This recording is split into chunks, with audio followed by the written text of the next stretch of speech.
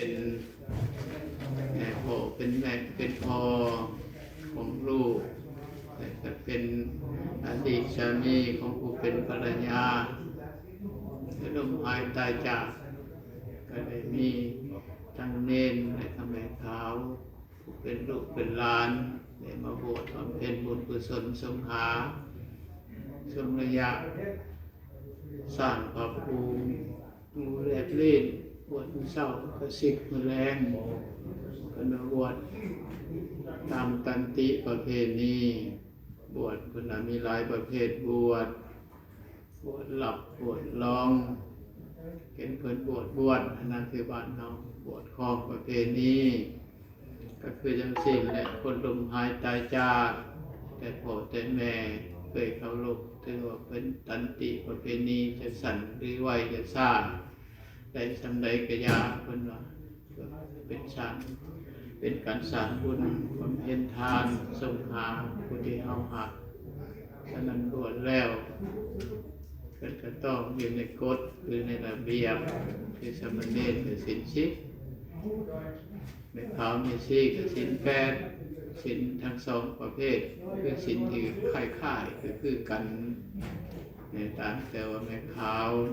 รุดสามเณรแต่สามเณรแบบมีชีพคอฉะนั้นเพิ่นเช่นเน้นทางปัญญาคือว่าอาทินนากับเมมุสาสุราวิกัลโภนัตกิตวามาลาจาเสนมหา8ข้อนี้คือการสำรวมกายสรุปรวมนะสำรวมใจและก็สำรวมวาจาอะไรรักษาศีลกายคือบุคคลไปประทุษร้ายผู้อื่นส่วนระยะผู้ไปฆ่าเขาผู้ไปหลังของเขาผู้คิดในลูกฐานในเมียเขานั่นนะวาจาคือผู้ไปตัวเขาสนาอักขากายอักษาวาจาจิตใจสงบเพราะว่าอยู่ในห่างกายของเราในจิตเป็นนายกายเป็นเบาถ้าจิตดีคิดก็ดีทำก็ดีว่าก็ดีถ้าว่าจิตก็ดีว่าภาษาจิตเสียว่าออกไปมันก็บ่ดีสนับพระพุทธเจ้าพระสิเน้นหนักอยู่ที่จิตมโนภูพังขณะธรรมามโนมัยญามณิสาเจปทุต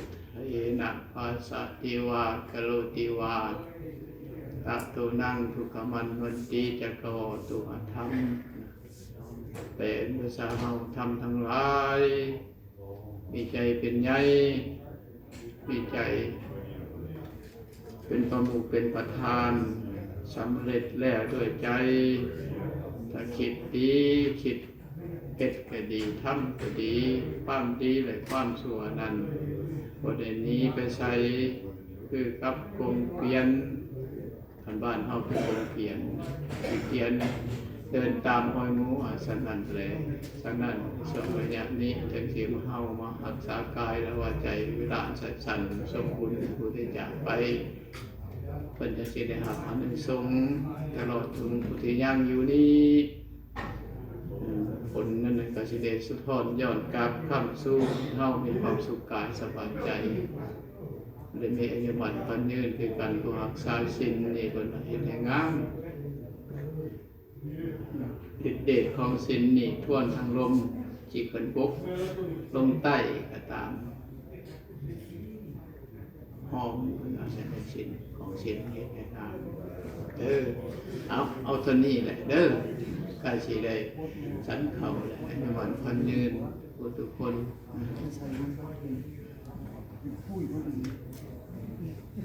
ผู้ลายได้มาข่าวเลยสิเนาะสายเน้นกับซิบกับมีซิบงการเล่นเนื้องูไต่เลยเศร้าทั้งนั้นไปเล่นที่นี่ก็ซื้อใช้ชาเลยเศร้าเอาไม่ข้าวห้ามนางค่าไก่งอนสันค่าเด้อคันที่กินยังก็ต้องนั่งกินเด้อบ่ต้องย่างกินไปนี่บนไปนั่งได้แล้วแม่ข้าวเฮียนเป็นหัวหน้าย่างไปดีๆ าพรู้รับภาพเลยก็จะรู้นะ ลุกได้บ่นาตีบลุกอันนิมนต์อาจารย์เฮ็ดพาเข้าทิพย์เขาหน่อยมันบ่เพิ่นอยากอยู่หั่นเพิ่นนั่งบ่ได้ยากเพิ่นน่ะมีลายเขาหน่อยนิมนต์มาทางนี้เขาหน่อยเอาวันดังนี้นั่งออกไกลนิดนึงนิมนต์ทางนี้เขาหน่อยไอ้จัวมาพี่มดมาเฮ็ดพาเข้าทิพย์ไอ้จัวนั่งตังไอ้จัวมานี่โอ้ยตังมี10 อันแล้วไอ้จัว you hear me your new name ไอ้จัว come over here เฮ็ดพาเข้าทิพย์ please นิมนต์มาทางนี้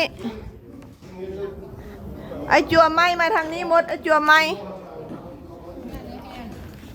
นั่งท่าอย่าท่านตอนนี้เตรียมพร้อมเฮ็ดพาเข้าทิพย์ให้ท่านคุณว่าแก้วหมดใส่พี่น้องอย่าแม่ป้าบัววันอย่าแม่เอ้ยบัววันเป็นกบเป็นเข้าโดยเอาไอตัดอยู่คอมีเตอีมานีทัฐานีสะสุ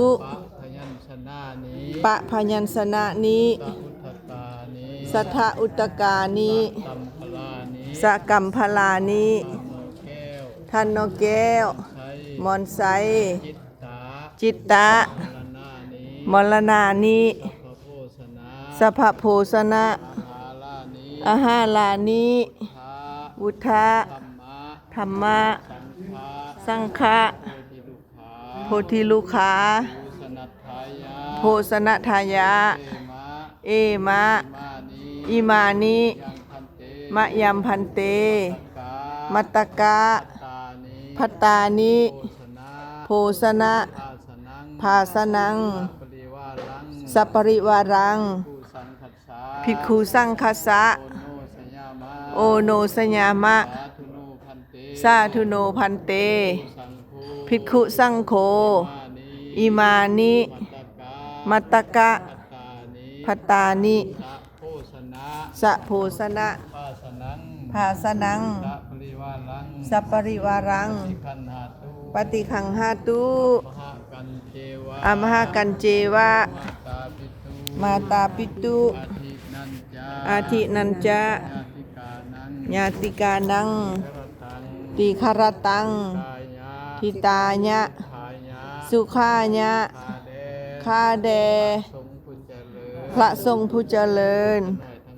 พวกขน้อยทั้งหลายไม่มีอย่าไม่ออกบัววันมอนไซพร้อมด้วยสัมมาเนนแม่ข้าวลูกและหลานญาติพี่น้องขอน้อมถวายพระเข้าทิพย์อาหารว่านข้าวทั้งหลายเหล่านี้แก่พระสงฆ์ขอพระสงฆ์จงรับพระเข้าทิพย์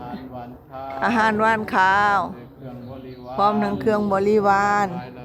ทั้งหลายเหล่านี้ของพวกขน้อยทั้งหลายเพื่อเจ้าขออุทิศส่วนบุญกุศลพระเข้าทิพย์นี้ทรงถึงดวงวิญญาณย่าพอนอแก้วหมอนใสผู้ที่ลงหลับไปแล้วจงมหับเอากุศลผลบุญเครื่องกินของทานทางหลายเหล่านี้ที่พวกขน้อยทั้งหลายได้ทำบุญ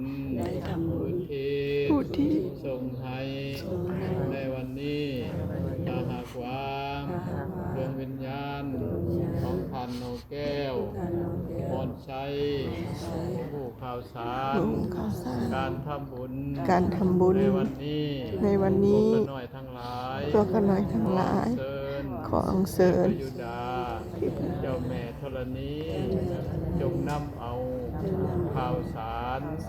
การทำบุญในวันนี้ไปบอกแก่ดวงวิญญาณท่านโนแก้วมอนไซที่ได้ล่วงลับไปแล้วถ้าได้หับแล้วถ้าตกทุกข์ขอให้พ้นจากทุกข์ถ้าถึงสุขแล้วขอให้สุขยิ่งขึ้นไปและให้ ไปเกิด ไปเกิด ที่ดีถึงสุข ที่ดีถึงสุข ตามความปรารถนา ตามความปรารถนา ด้ ด้วยเถิดสาธุสาธุ สาธุอะโมทามิ เอามาจับพระเข้าทุกคนเด้อจับต่อกัน จับต่อกันเด้อ เอาสา สาธุสา ปัจเจยทันมิ สาธุสาธุ จาสุนิสุนะโมตัสสะภะคะวะโตอะระหะโตสัมมาสัม หนู พุท ต้องร้อง ธัสสะนะโมตัสสะภะคะวะโตอะระหะโตสัมมาสัมพุทธัสสะนะโมตัสสะภะคะวะโตอะระหะโตสัมมาสัมพุทธัสสะเหตุปัจจโยหรัมมณปัจจโยอธิปาติปัจจโยอนันทรปัจจโยสมนันทรปัจจโยสหสัตตปัจจโยอัญญมัญญาปัจจโยนิสสายปัจจโยอุปนิสสายปัจจโยปุเรสัตตปัจจโยปัสสาสัตตปัจจโยอเสวนปัจจโยกัมมปัจจโยวิปากปัจจโยอาหะละปัจจโยอินทริยปัจจโยชานะปัจจโยมัคคะปัจจโยสัมปยุตตะปัจจโยวิปยุตตะปัจจโยอัตถิปัจจโยนัตถิปัจจโยวิคตะปัจจโยอาวิคตะปัจจโยอนิจจาวัฏสังขาราอุปัตตวายะธรรมิโนปสิตวานิรุตสันติเตสังอุปัสสโมสุโขอนิจจาวัฏสังขาราอุปัตตวายะธรรมิโนอุปสิตวานิโรธสันติเตสังอุปัสสโมสุโขอนิจจาวัฏสังขาราอุปัตตวายะธรรมิโนอุปสิตวานิโรธสันติเตสังอุปัสสโมสุโขสัพเพสัตตามลันติจามลิงสุจามริสาเรตเทวหังวริสามินัพพิเมเอตาสังสะโย สาธุเปิดให้เขาน้อยหน่อยแม่เอามาวางนี่เอาวางนี่โอเค โดย เอากายเยพร้อมกันได้อพี่น้องมาจงมาทักลายมาสีที่ท่านมีสาธุสอนกันเลยสิอุทิศไปให้ไอ้นอแก้วมอนใสก็จงเกิดหอดไปถึงคนที่ยากเข้าที่ปิดสุดและสุดยิงกันเพื่อกับกระทอมพระสีวิ่งเกี่ยวมาให้ยอดเลยละพันจุดพันละสิบก็ส่วนนี้สังฆาผู้ข้าจงเจ้ากรรมในเวรก็ทางได้ครบเจ้าเจ้าเพื่อบุญที่ยากเข้าที่สุดสูงขึ้นก็ทำมาเสร็จบริษัทไปขึ้นสร้างงานในจุดนี้สารก็มีตัวสิ่งนี้ก็มาสิสาธุ สาสุตังอนาปากันติ สาธุได้เวลาสั้นถวายประทับเพลแล้วเด้อพี่น้องเด้อกราบหัวมอนุโมทนาสาธุนำขอให้ทุกท่านจงมีส่วนบุญกุศลนี้ แล้วไปหอดไปถึงดวงวิญญาณอย่าอายนอเกี่ยวมันใส่ด้วยสาธุ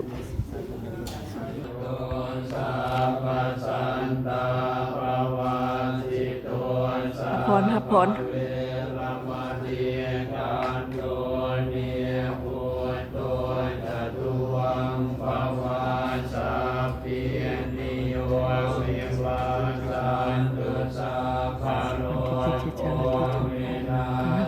สิบดาวแม่ที่ข้าวน้อย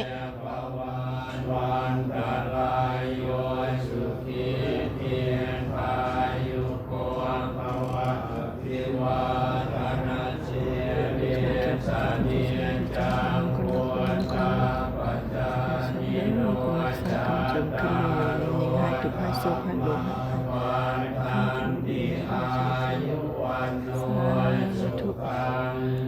สาธุขอทุกท่านได้บุญหลายๆเด้อสาธุสาธุ